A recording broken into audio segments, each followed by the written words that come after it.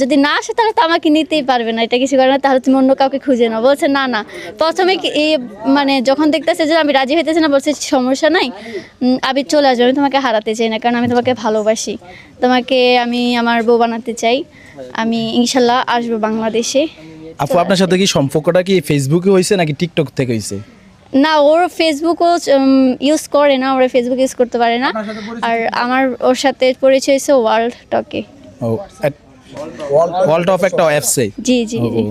এখন যেমন আমরা যে বোলার চ্যানেলে একটা ভিডিও ছাড়ার পর আপনাকে বিভিন্ন জন বিভিন্ন মন্তব্য করে, জি। সে নাকি খ্রিস্টান, এখন না, কিভাবে না, বিয়ে করবেন, হ্যাঁ, আমি- এই মন্তব্যটা আপনার যাইতে চাইছে যে যেহেতু সে আপনার কাছে প্রেমটা নিয়ে আসছে এত জি। দূর থেকে, এখন তারে আপনারা হয়তো গ্রহণ করে নেবেন, যেহেতু সে খ্রিস্টান তারা তো বিয়ে করা সম্ভব না, হয়তো মুসলমান হইতে হবে, না হলে আপনি খ্রিস্টান হইতে হবে, যদি সম্পর্ক বাধ্য হয়। হ্যাঁ, হ্যাঁ। তো এই বিষয়টা আমরা কিভাবে দেখেন? না, হচ্ছে কি তার দাদা দাদু কোন ধর্মের ছিল সেটা জানি না, তারা এখন নেই, বাট তার মা বাবা এবং সে মানে কোনো ধর্ম আছে বাট ধর্ম বিশ্বাস করে না, তারা ইসলাম সম্পর্কে অনেক কিছু জানে, এই জন্য ইসলামকেও বিশ্বাস করে, কিন্তু কোনোদিন ইসলাম ধর্ম গ্রহণ করে নাই।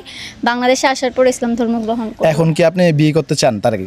আমাদের বিয়ে হয়ে গেছে। বিয়ে হয়েছে, সে কি মুসলমান হয়েছে? জি হ্যাঁ, মুসলমান হয়ে গেছে। হ্যাঁ, এই বিষয়টা, এই যে সে যে চায়না থেকে আমগো বাংলাদেশে চলে আসছে এমনকি দ্বীপ জেলা ভোলাতে, তো এই বিষয়টা কি তার ফ্যামিলি জানে? হ্যাঁ জানে, অবশ্যই, জানে। তাদের সাথে আমার তাদের সাথে কথা কথা হয়, হয়। আবার এখানেও কথা হয়েছে অনেকক্ষণ, আমাকে দেখলো, হাই বলো, ওরা অনেক খুশি যে আমি কখন যাবো, ওরা অপেক্ষায় আছে।